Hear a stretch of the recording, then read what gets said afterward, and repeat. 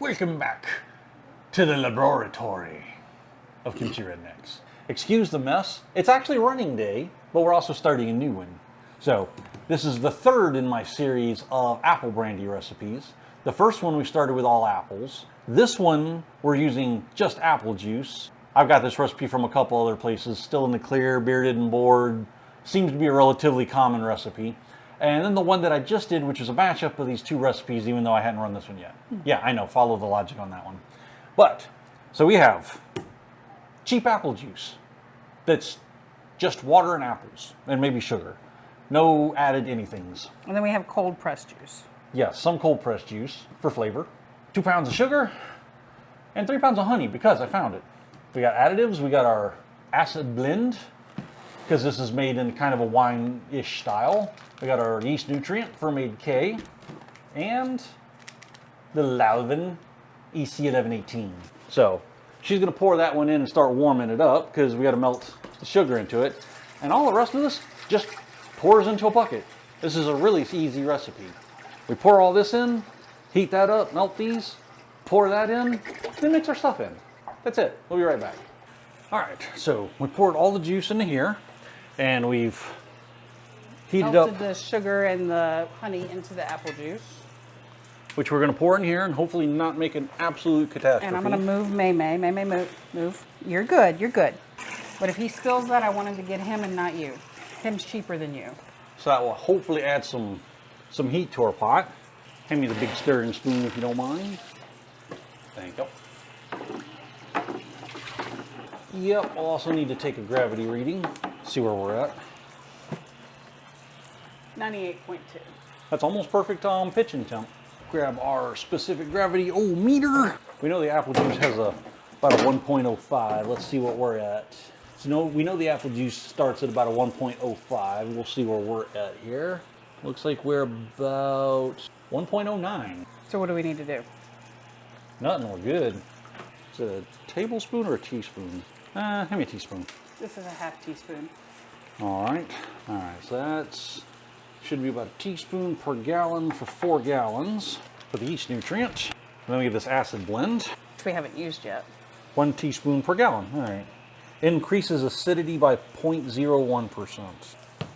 Did you put yeast nutrient in? Yes. Okay. And we're gonna let that sit, cool down until it's about 90, and then pitch the yeast in it. Or actually, we'll bloom the yeast and then throw it in there when it cools down a little bit. All right, so we've poured all our stuff in here. We've mixed all our supplements. We've bloomed our yeast. I did a little acid test. It came up a little low at like 4.5 or something like that. Put a little calcium carbonate in it and some oyster shells to let it sit, so hopefully it'll balance out. But pour that in there. Swirl it up, make sure I get all the yeast, all the good goods. Get all that in there. And that's it, y'all. We seal her up. Okay, I'm gonna take the inner liner out because that's just not sealing. Gonna rock that down. I've got the little bung in there. So we had a little, you don't have to use distilled water for this part, but I got it handy. There we go. There we go. We are airlocked. So we're gonna set this in the back room over there for 2 weeks to a month, and we'll see what it comes out like. Yeah. Welcome back to apple brandy recipe number 7 billion. 3. Who knows where we are now? So many recipes. I don't even know if we've written this one down yet. He doesn't either. I gotta go update my book. I haven't been keeping track of stuff like I should. Anyway, so we ran it off. We got this many jars. 1, 2, 3, 4, 5, 6, 7, 8, 9. Yay, you can count. Yay. Now, you may notice the last 2, maybe 3 here have a slight cloud to them, but seeing as we're probably gonna have to infuse this or sweeten it on the back end anyway, that's not a deal killer, as long as it doesn't taste like wet cardboard. That's a deal killer. And I do know that past this point, it was starting to be a bit funky. So I don't like wet cardboard. Yeah. So I am going to go through, do a quick taste test on these just to make sure, and then we'll get back to the blending because nobody just wants to watch me get liquored up. No, neither do I. Can I go with you guys? All right, during the tasting process, we have decided that the last jar, the 60 proof, we were going to toss out because it was getting a little too cardboardy, wet doggy flavor to it. The rest of it all is a solid flavor running through it. I can indubitably say, having tried the 3 different ways of making it now, that obviously making it off of nothing but the apple that you want the flavor from is going to give you the best flavor. But the mashup recipe that uses apple juice as a base and then accentuates with the apple of your choice is probably the best all-around price to flavor loadout. Obviously nothing but straight grocery store apple juice is going to be cheaper than anything else, but And even though it wasn't sometimes like, cheap ain't what you're going for. even though it wasn't like super processed apple juice, it still doesn't have enough apple flavor. Yeah, we got through, I think, 2 or 3 jars. We started at like 145-ish or something, and we got down to about 110, and after that there wasn't really any apple flavor left. There was just that kind of nondescript fruit brandy flavor. So now the goal is mix it together and see what our... Yeah, let's mix it together and see what we proof at. Looks like we're about 105. Do you want to taste it at 105? I don't, but you can. Well, 105 is not an undrinkable level, so get a good smell of it.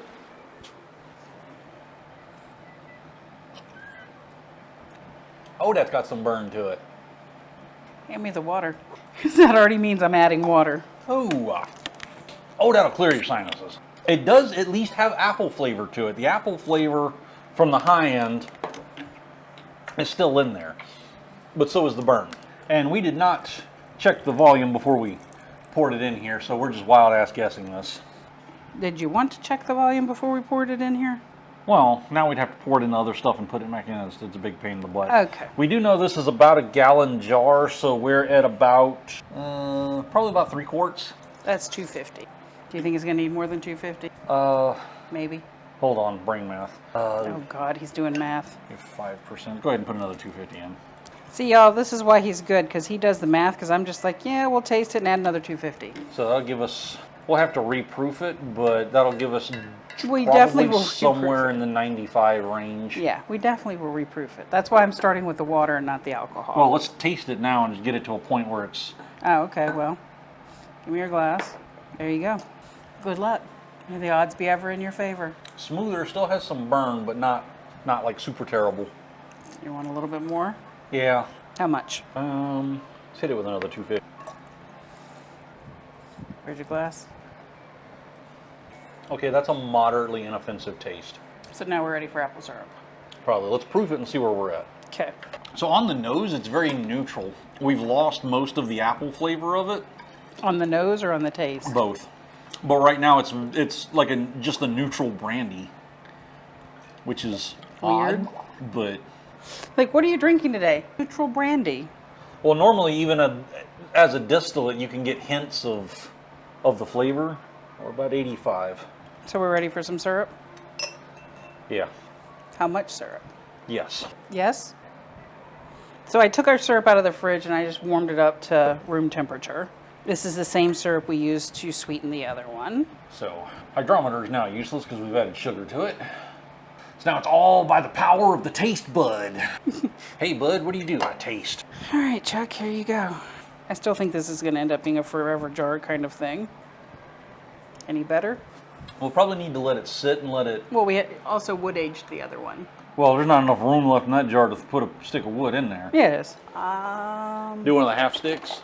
Yep. I think that was in apple. Just enough room for him. So, as is, with that amount of syrup, because obviously we didn't have a whole lot of syrup left over, there's a hint of apple to the smell, and it's almost like an afterthought of it on the flavor, but It's definitely an afterthought. it's there. It's just not strong, but maybe a week or two. A week. It does not get any longer than a week with wood. Well, for testing purposes, we'll test it in a week. I don't trust this stuff more than a week. But I think a week or two sitting in the apple flavoring, maybe it'll we're probably going to wind up mixing the two and splitting the difference. But we're going to see how this does on its own before we do that. If not, I might have to make another thing of apple syrup. So we're going to note this. We would put little stickies on them and set it in the thing. We'll come back in a week, test it for flavor, and then we'll Make a decision. Make a decision. We'll update y'all whether we're going to leave it as its own separate thing or if we're going to blend the two apple brandies together. And It'd help if I put this part on there. oh yeah, We might want to remember that that's apple. right. So goes back in the cabinet. We will see y'all later. All right, we're back to close up this trilogy of videos. Hell, we might even make a playlist, 3 ways to make apple brandy. But we did take the apple brandy from the last run. We aged it for a little bit. Honestly, 3rd out of 3 on the different versions of the recipe. I didn't feel like it pulled over as much apple flavor as the other two did. Yeah, it was kind of weak in the apple. The straight brandy had the least apple of the 3, and even with the apple flavoring on it, I mean, maybe we didn't have enough apple syrup left over when we flavored it, but it just... Well, we did actually add more syrup to it, and then we decided it still was the least favorite, and that it was just better to add it to the rest, and it became a better brandy. Right. For the final verdict, of the 3 different recipes, making it with straight water and apples is the most expensive, but probably will give you the purest apple flavor of the apples that you're using. Using apple juice as a base and adding some apple to it is going to be much more cost effective, but still be pretty good on the apple flavor. Just apple juice, honestly, is just kind of weak sauce. And that's even just using plain, like the best of that best apple juices out there. Yeah. Like you getting the more expensive version. Didn't help much. We tried that too. Yeah. So here we are with our final product. So we did take what we had left over and we mixed it with the rest of our run, so we've got kind of a blended apple brandy going on here. Oops, I guess you're drinking a lot. As you can see, this is not a clear spirit. We do have, basically we made apple syrup and poured it in and we infused it. There's simple syrup in that, and I don't think this one was spiced though. No, this one wasn't spiced. Last year we made a spiced one that was almost like an apple pie. Then we might make another one of those. We might make another one of those soon. So you definitely smell apple. So this has been sitting for a little bit.